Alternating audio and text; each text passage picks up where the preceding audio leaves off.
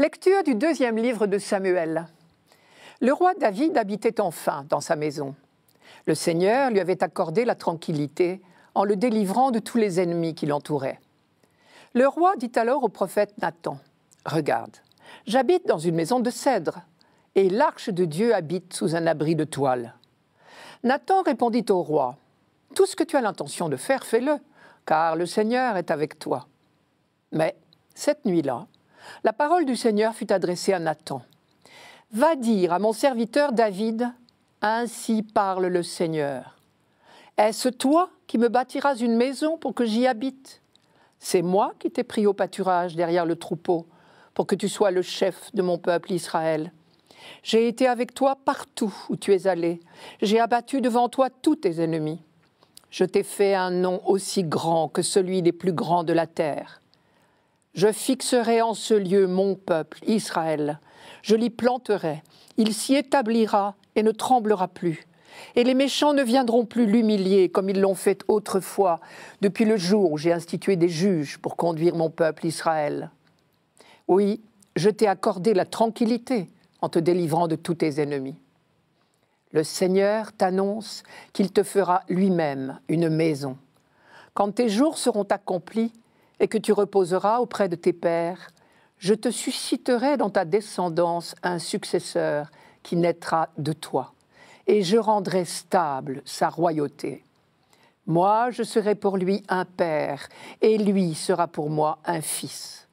Ta maison et ta royauté subsisteront toujours devant moi.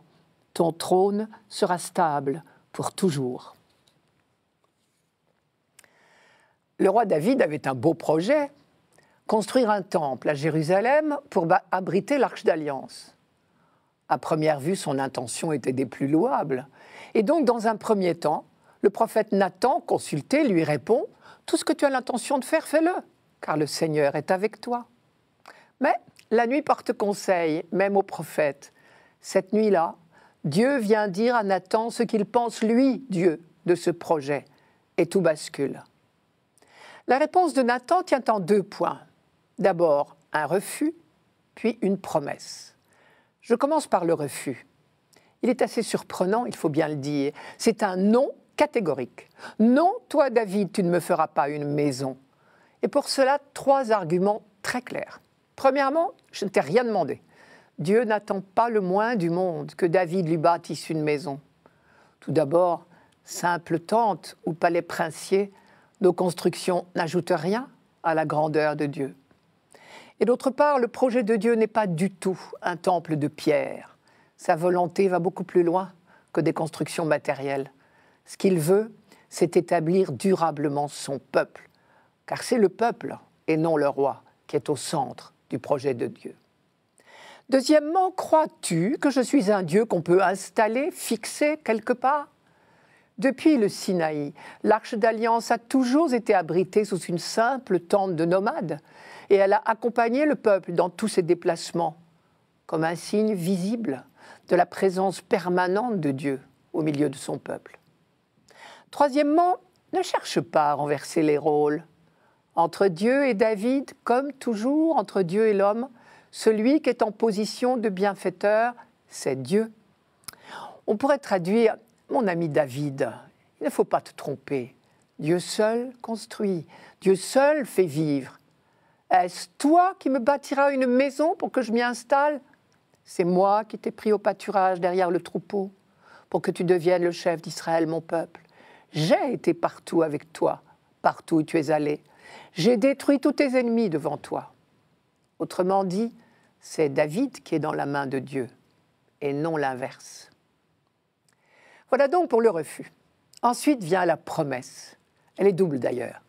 Encore une fois, la reprise de l'antique promesse de la terre, mais surtout une nouvelle promesse, et c'est celle qui nous intéresse plus particulièrement aujourd'hui. C'est moi, dit Dieu, qui te bâtirai une maison. Évidemment, vous n'imaginez pas Dieu avec une truelle à la main. Mais l'hébreu, comme le français, permet un jeu de mots. La maison, c'est l'habitation, la maison familiale ou le palais du roi ou le temple de Dieu. Mais on peut dire aussi la maison royale, dans le sens de descendance, comme on dit la maison royale de Belgique ou d'Angleterre, par exemple.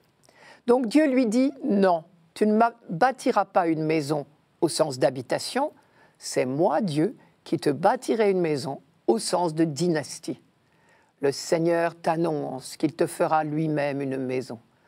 Quand tes jours seront accomplis, c'est-à-dire quand tu seras mort, et que tu reposeras auprès de tes pères, je te susciterai dans ta descendance un successeur qui naîtra de toi, et je rendrai stable sa royauté.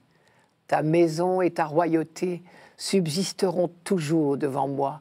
Ton trône sera stable pour toujours. » Dans un premier temps, David a entendu dans ses paroles la promesse d'une dynastie et de la consolidation de son royaume.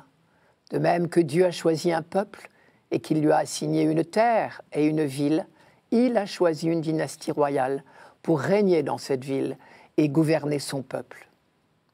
Cette promesse, on se la rappellera souvent. On en déduit que l'on peut compter sur le soutien indéfectible de Dieu à la dynastie qu'il a choisie. De là est née l'espérance d'Israël. Et encore aujourd'hui, pour entretenir l'espérance, on se répète en Israël ce mot « toujours ». Ta maison et ta royauté subsisteront toujours devant moi. Et c'est à cause de cette promesse qu'on a commencé à attendre un Messie. Encore aujourd'hui, le peuple juif l'attend, parce qu'il sait que Dieu est fidèle.